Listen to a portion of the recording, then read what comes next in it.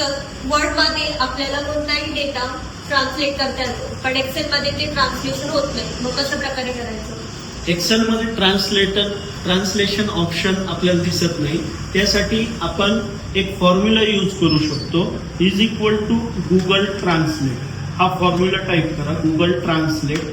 त्यानंतर ब्रॅकेटमध्ये टेक्स्ट कोणत्या शब्दाचं ट्रान्सलेशन करायचंय त्या सेलचा ऍड्रेस द्या, कॉमा. त्यानंतर सोर्स लँग्वेज म्हणजे सध्या कुठली लँग्वेज आहे, तर इंग्लिश लँग्वेज आहे म्हणून EN. त्यानंतर डबल कोट, पुन्हा कॉमा.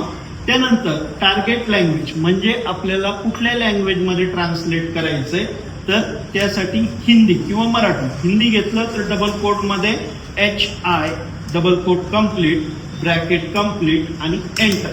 यानंतर लोडिंग होईल आणि आपल्याला त्या इंग्रजी नावाचं मराठीमध्ये हिंदीमध्ये ट्रान्सलेशन